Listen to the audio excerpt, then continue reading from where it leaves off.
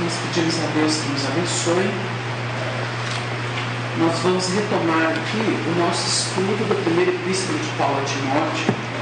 Nós estamos culminando o capítulo de número 5, em que tiramos muito proveito, através de ilações doutrinárias, evangélicas, para que possamos ambientar o pensamento no espírito da letra que foi definida pelo brilhantismo de Paulo em favor da iniciação do seu filho, Timóteo, pelo coração.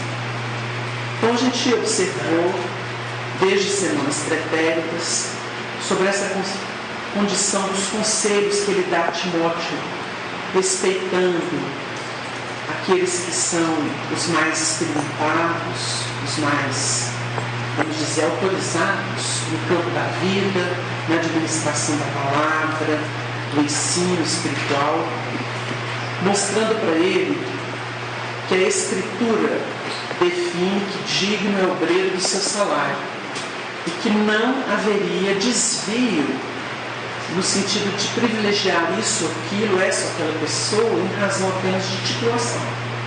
Ele que viveu a descoberta do Cristo, tendo que vencer todos os ímpetos do doutor da lei, do elemento que foi preparado para liderar seu povo e que é destronado pelas circunstâncias, adversidades, dores, que poderiam ser interpretadas por maldição por muitos, na verdade foi o mecanismo da transformação profunda.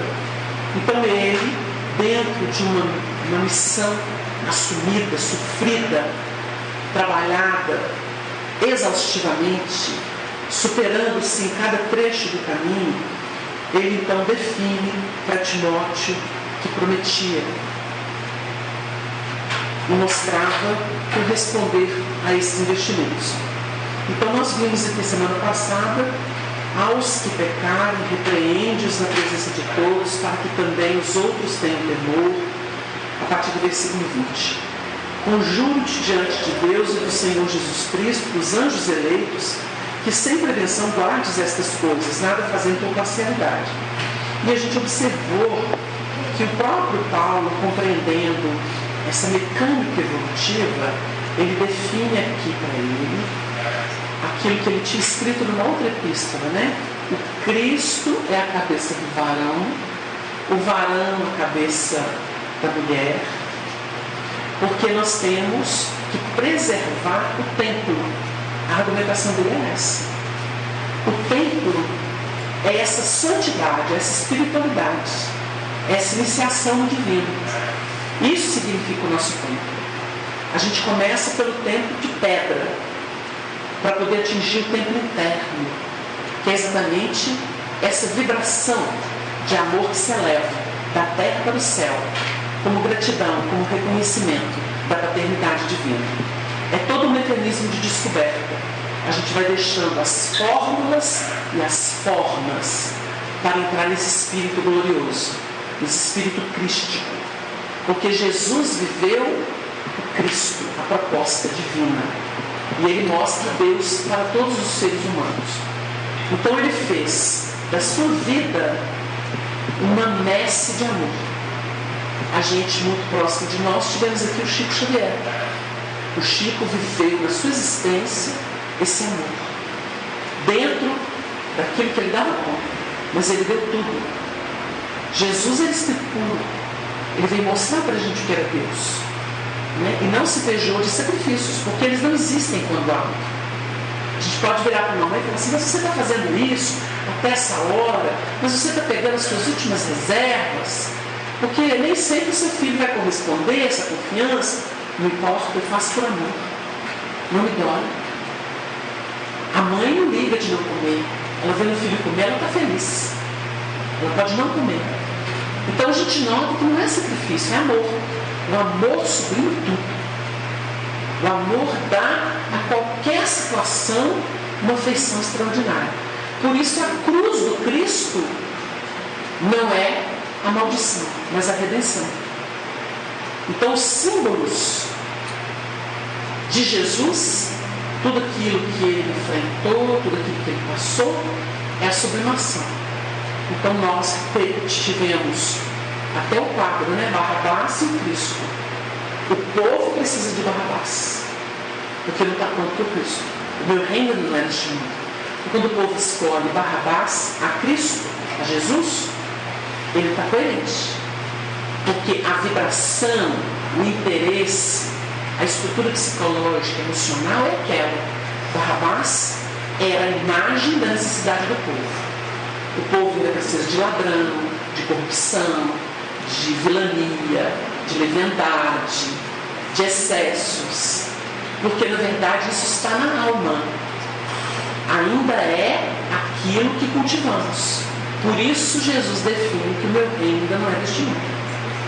Ainda. Mas como esses processos se atuam, chega um tempo em que pessoas e grupos diminutos, elas se mostram indemnes dessas paixões. E elas se oferecem ao holocausto. Então, quando a gente vê uma figura como o Chico que nós citamos, e existem outras no catolicismo, no protestantismo, no hinduísmo, no budismo, ou mesmo pessoas que não têm vinculação religiosa oficial, mas se dão em amor. Essas pessoas se dão em holocausto, porque elas já não consideram a si próprias. Elas abrem mão de si, do seu personalismo. E é então que a iluminação se dá. Todos os processos que elas vivem são aqueles que são muitas vezes impostos por expiação às criaturas, mas elas não honram. Por isso, naquela figura lendária de Caim e Abel, nós vamos perceber que Caim oferece do que faz, mas Deus não presta atenção. E o outro oferece e Deus se regozija. Porque a imagem de um que ainda está no nível vibratório do interesse pessoal, e o outro que já é desprendido. Aí está a diferença. Um é regido pela lei, e a lei só corrige, ela não dá mérito. O outro opera por amor, e o amor é que qualifica. O mérito está no amor. A lei é educadora, é instrutora. Debaixo da lei ninguém tem mérito, porque é dever. Então aí está a diferença. Quando nós entendemos aqui, diante de Deus, do Cristo Jesus e dos anjos eleitos, que está falando dos espíritos superiores, daqueles que se qualificaram. Então olha o que ele evoca para criar uma referência para Timóteo e para a comunidade cristã. Porque essa mensagem tem uso, ela é universal. Então ele diz o seguinte: conjuro-te diante de Deus, do Senhor Jesus Cristo e dos anjos eleitos, que sem prevenção guardes estas coisas, nada fazendo por parcialidade, porque não presta. O parcial é o interesse pessoal, não tem mérito. Você agiu em causa própria, não tem mérito. Aí a gente entende o Emmanuel, quando ele escreveu através do Chico, uma página que ele termina assim: o necessitado a quem socorres fala de ti a Deus. Definido. A criatura não pode falar de si. Para haver amor, a gente aprendeu isso com Paulo. Na primeira epístola aos Coríntios, no capítulo 7, ele vai trabalhar respostas acerca do casamento. Na verdade, perguntaram para ele, e ele responde na epístola, porque ele tratava dos assuntos. Paulo doutrinou nesse sentido de criar referenciais, usando o cristianismo que ele conhecia profundamente e vivia no seu dia a dia. Então as suas epístolas formaram um conteúdo doutrinário em termos de cristianismo. É a fé raciocinada que ele aplicava. Então o que ele fez? Ele respondeu. Mas qual que é a equação que ofereceu? Prestem atenção, Paulo era solteiro. A noiva dele morreu, desencarnou. Ele tinha sonho de formar um lar.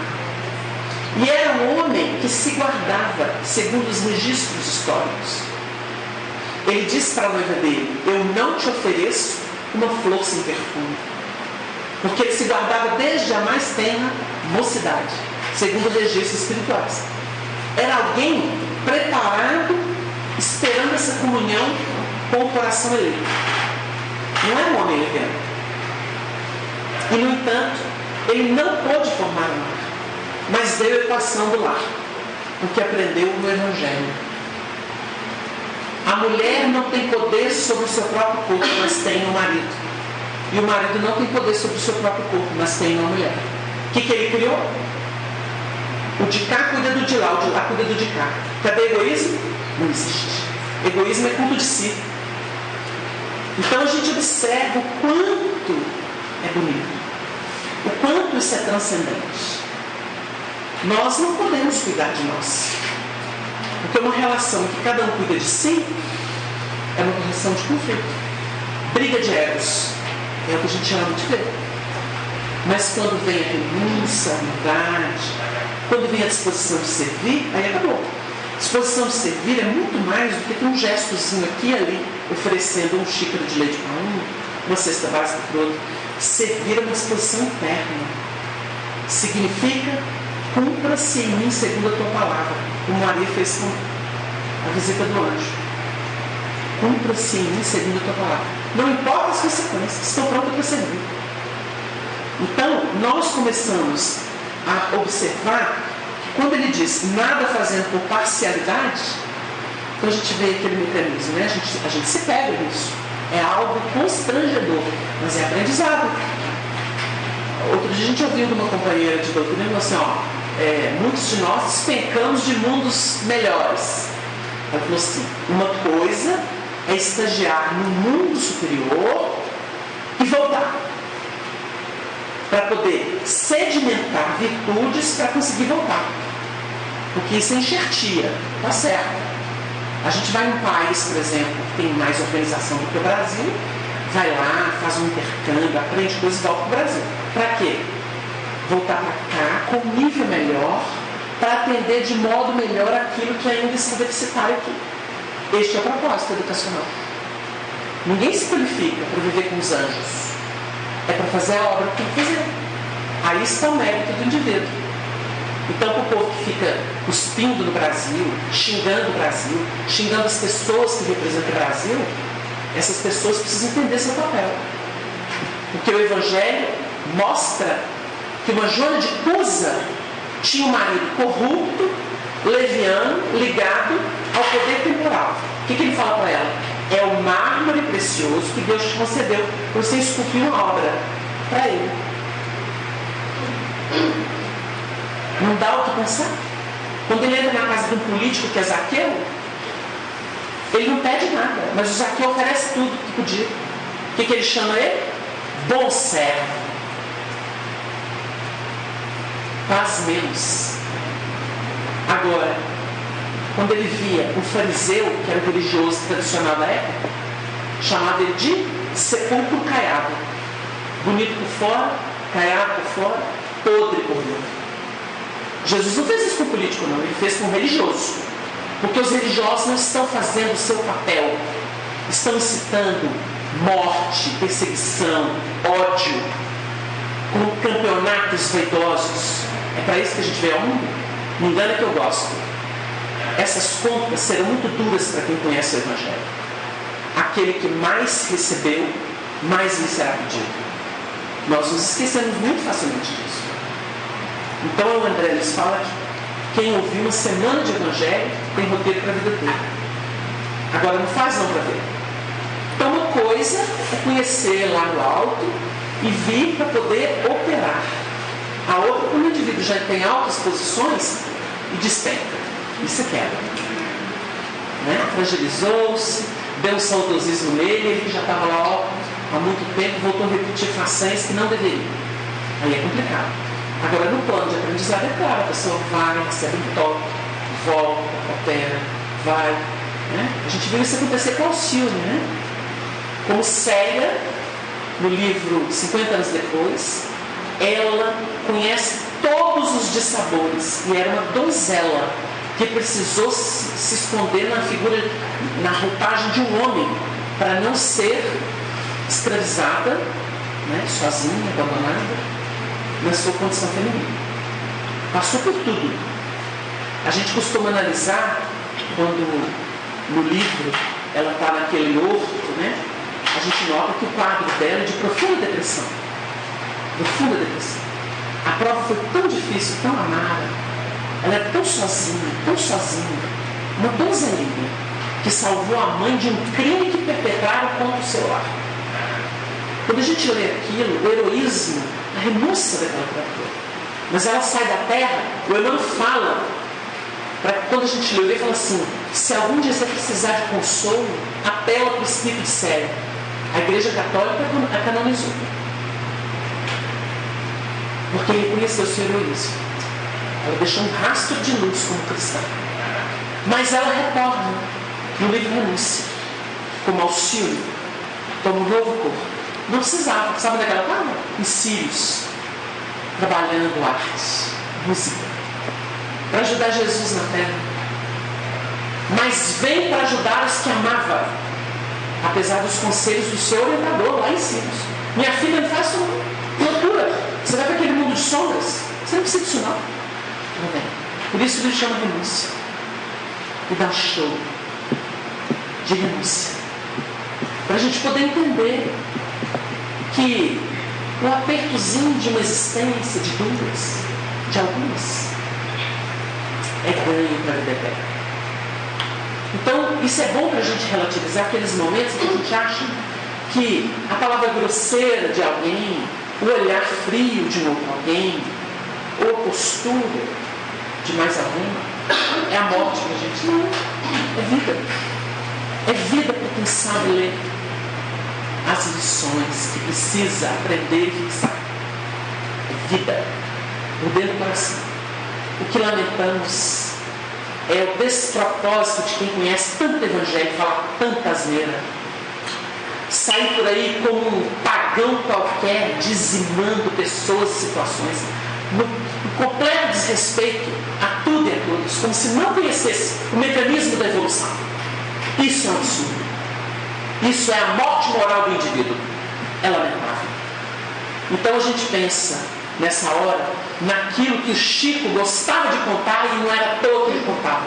A história de Teresa d'Ávila, pendurada numa pinguela, debatendo-se numa enchente, porque ia buscar donativo para ajudar os pobres. Ela orou e se entregou a Jesus quando viu ele no barranco. E ele perguntou para ela: está vendo, minha filha, como é que eu trato os meus amigos? E ela respondeu tão dignamente: por isso os tendes tão poucos no mundo, Senhor.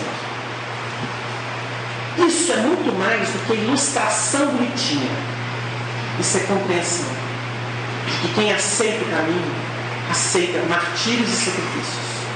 Contra o seu interesse pessoal, contra o seu ego, de querer de pronto mudanças, transformações, coisas que a sociedade, que as pessoas, que o tempo ainda não permite. Nós não podemos ser vilões de nós mesmos. Então, quando a gente observa sem parcialidade, é o recado de Paulo para cada um de nós. Compreenda. Ninguém passa o que não precisa.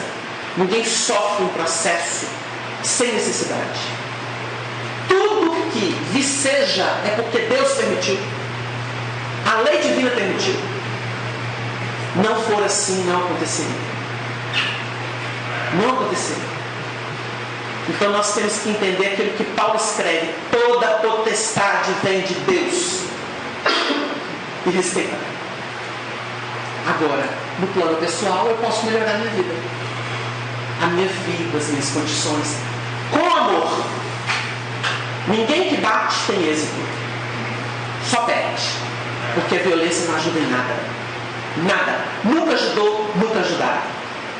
Mas quando a gente faz por amor, aí quem faz por amor faz a prece.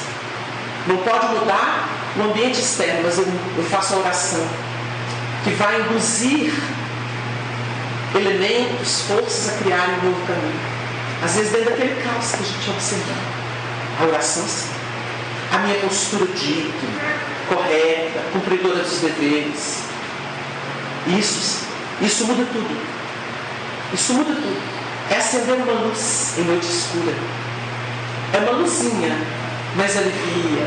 Para quem vive em plena treva, alivia.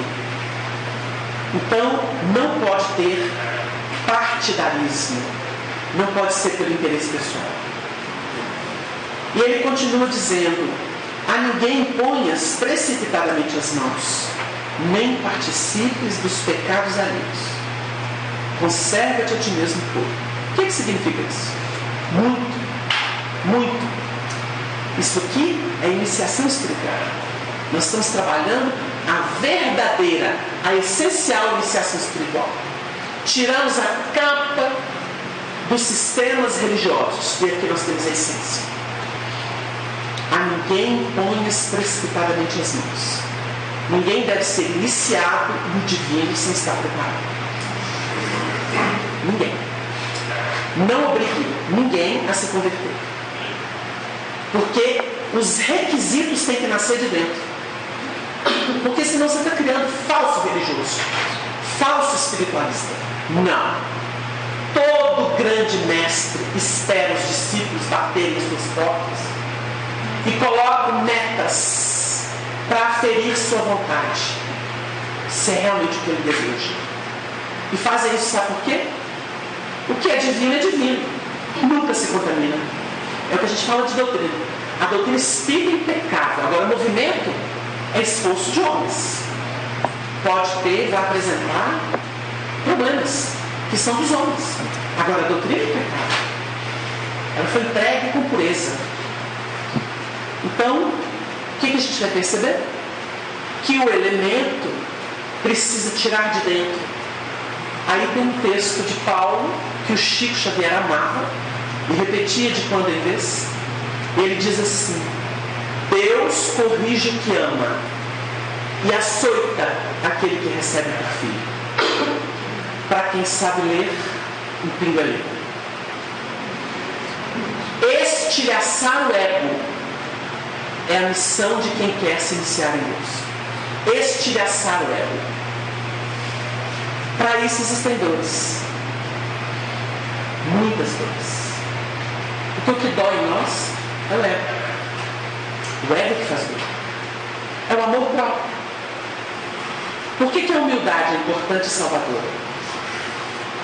Como diz o Espírito, que ela é antídoto dessas loucuras. Antídoto. Porque a humildade é o reconhecimento da nossa pequenez diante do universo, da vida. Então eu falei assim, mas por que eu estou cheio de dedo de mim? Por que eu acho que o meu pensamento é melhor do que tudo que está acontecendo? Isso é presunção. Isso é orgulho, vaidade. Não. Eu tenho que compreender o curso dos acontecimentos. Isso é sabedoria. Nenhum mestre desautoriza nada. Porque o verdadeiro mestre entende cada coisa no seu plano. Quando Jesus encontrou com Maria de Magdala, e que ela fez todo aquele movimento para estar com ele, Jesus sabia. Ela assistia as preleções. No dia que ela procurou ele na casa de Pedro, ela se expôs. Muito. E foi dialogar com ele. E falou sobre sede de amor no contexto da conversa. O que ele disse para ela? Mas tens buscado em fontes contaminadas. Porque era assim, em fontes contaminadas. E quando ele quis exemplificar mecanismos do amor, ele falou da mãe. E ela advertiu: Senhor, eu sou infeliz, não posso ter filhos, tenho ventre estéril. Ele se calou? Não. Mas serão mães apenas aquelas que geram os filhos no próprio ventre? E os filhos de ninguém? Ele estava paternando a humanidade, representando Deus. Tinha todos por filhos.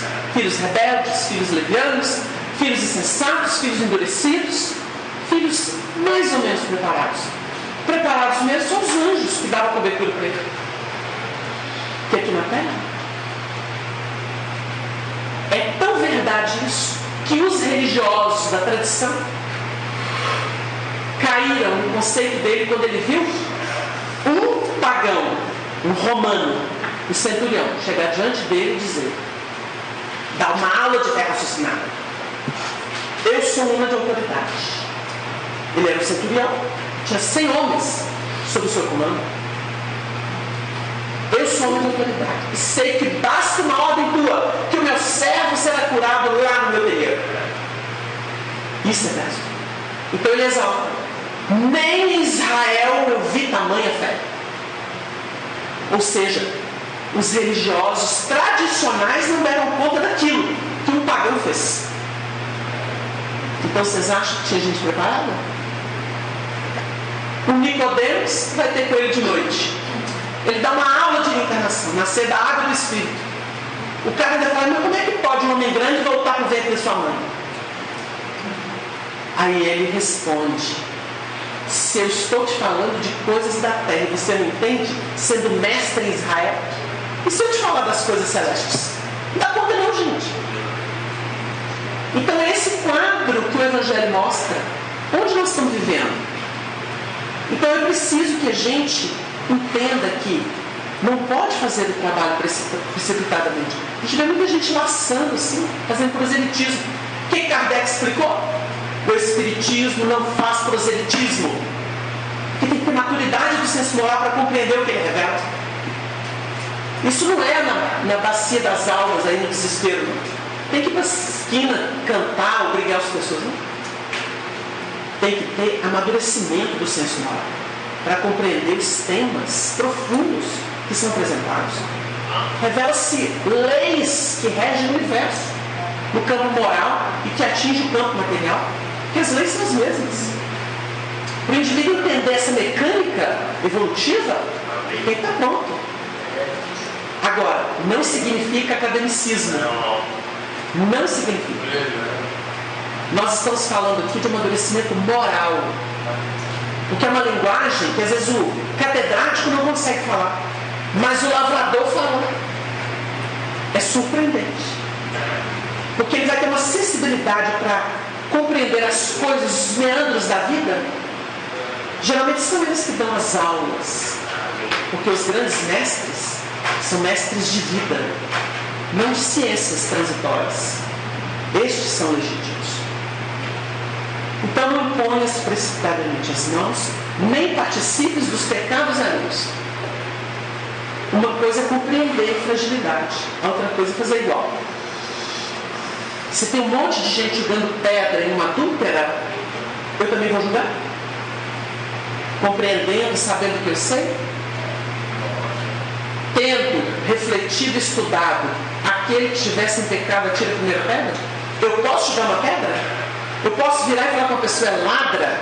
Eu posso virar e falar que uma pessoa é criminosa? Quando Emmanuel, respondendo a pergunta de Chico Xavier, Chico perguntou para Emmanuel, quem é o criminoso? Emmanuel respondeu, qualquer um de nós a descoberto. Cria circunstância que o indivíduo cai, com facilidade. O obsessor vai na nossa reunião e falou assim, vocês por que estão debaixo de amparo? Porque se tirar essa proteçãozinha que vocês têm, um empurrãozinho faz com que vocês conheçam o fundo do abismo. É mentira dele? Verdade. Só não enxergue, não assume que não. Mas é a verdade. No plano da relatividade. Então a gente entende o Chico. Eu sempre caminhei na beira do abismo, por cima de um fio invisível. E uma força superior me sustentou, porque eu nunca caí. Ele sabia que por ele teria, mas a providência divina não deixou. E essa força divina que o Paulo proclamou, tudo posso naquele que me fortalece. Se a gente não tivesse a consciência divina, nós não somos quase nada. Porque nós vamos ser um ego ululante. Nós não seremos nada divino.